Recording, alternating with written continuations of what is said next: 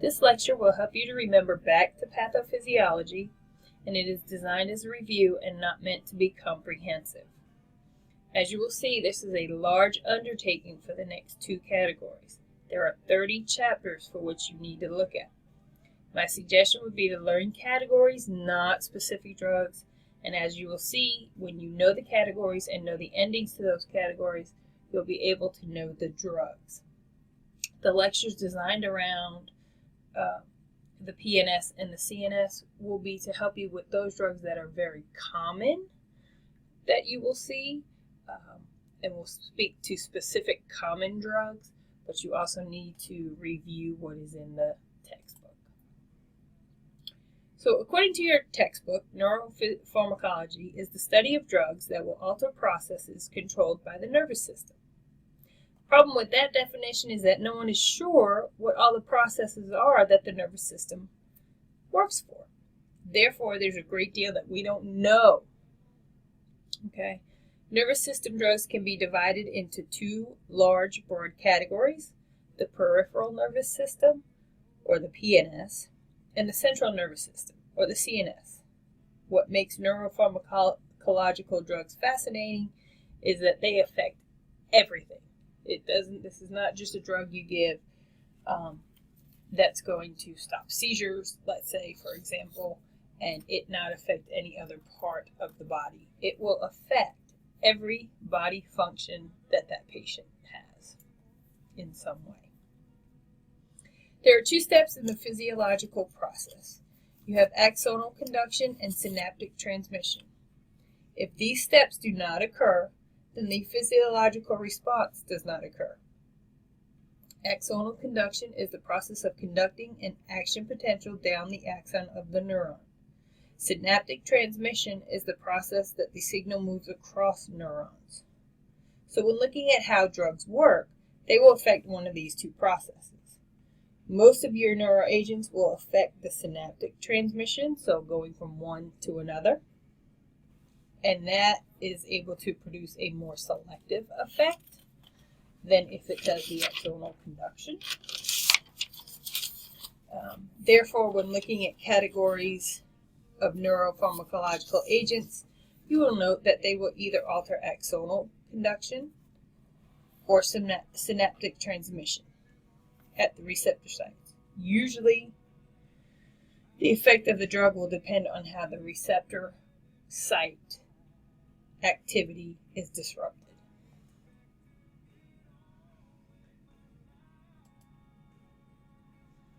Since receptor site activity is what is disrupted, we need a quick review of the process of transmission. Step 1 is transmitter synthesis. In order for transmission to take place, you must have molecules present.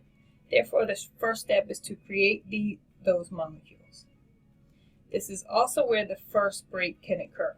So you will have categories of medications that will stop the synthesis of the molecules, thereby stopping the whole cycle.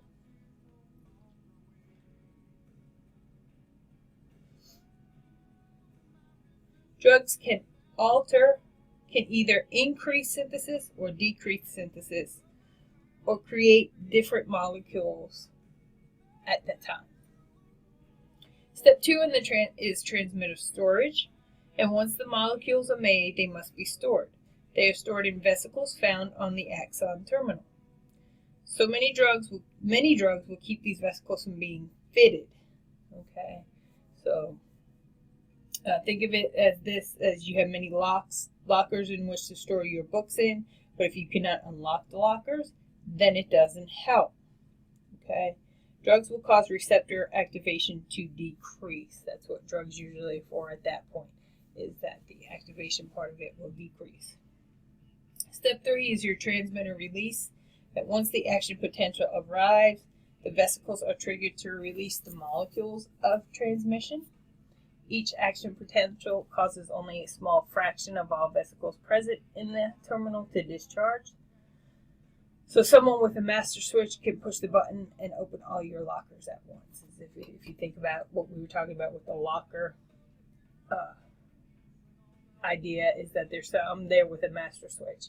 And if I hit that switch, I can open all the lockers at once, whether they're you have the right key or not. Drugs that affect this will either promote or inhibit transmitter release, so more lockers can be opened or less lockers can be opened, depending on what the drug will do. Step 4 is receptor binding, and after release, the molecules travel across the gap and bind on the other side. This is the start of the signal moving. So again, it goes from one neuron to the next. It's got to kind of grab on there and get a hold of it before the next neuron goes, oh, wait a minute, I got to do the next job. Okay, and this is another place where many of your drugs will work, and as we go through the categories and we talk about the drugs, you'll see all of this. They will either bind to receptors and cause activation, or bind to the receptors and block activation. Okay, if they cause activation, you're going to get enhanced. It's going to go quicker. It's going to do what it needs to do. If it blocks it, it's going to slow things down.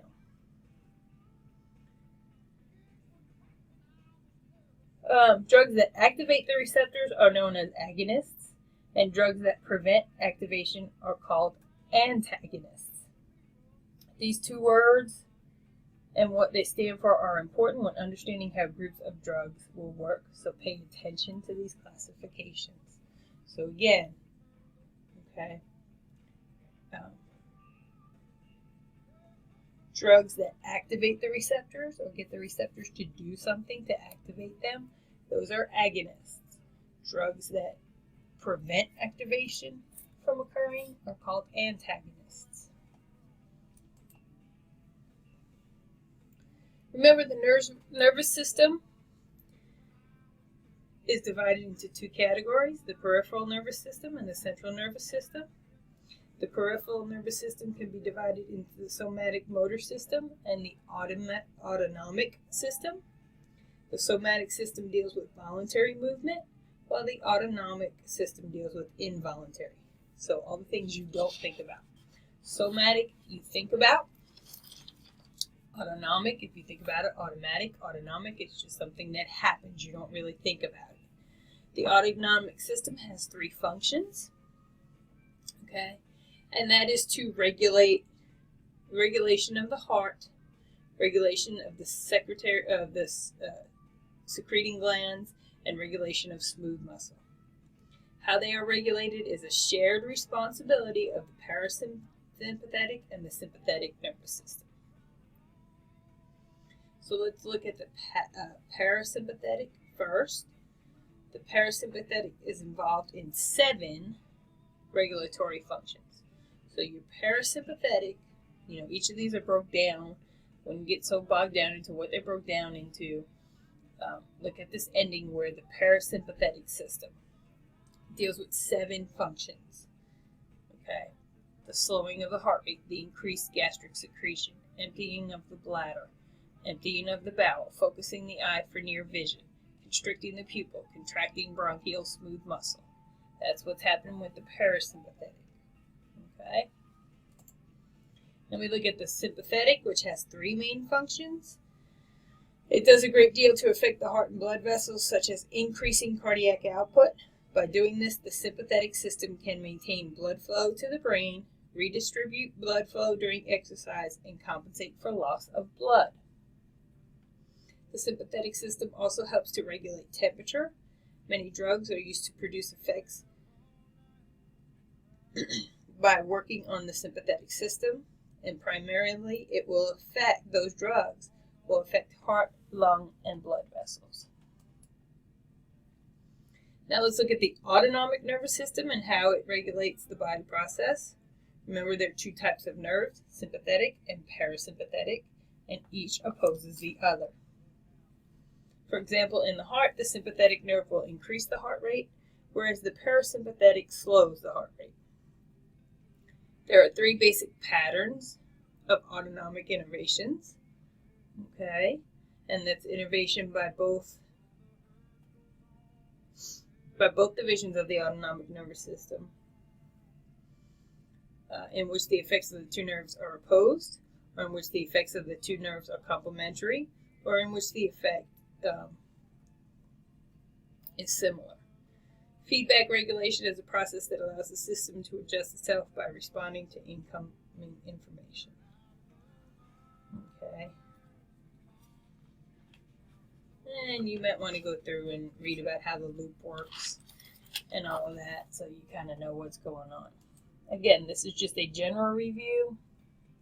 It is on you to go back and really look at it. The peripheral nervous system employs 3 neurotransmitters: acetylcholine, norepinephrine, and epi. Acetylcholine is released by all the preganglion nerves in the parasympathetic system. Norepinephrine is transmitter released by practically all ganglionic neurons, and epi is released by the adrenal. Okay. Cholinergic receptors are defined as those receptors that mediate responses to acetylcholine. Adrenergic receptors are defined as receptors that mediate responses to epi and norepinephrine. So again, those cholinergic, you're dealing with acetylcholine. Adrenergic, you're dealing with norepinephrine and epi, and that will become important when we do drugs. Okay. Here's just a list of the different receptors that you will see out there that may become important later on as we go through and look at specific drugs and what they do and where they work. Okay.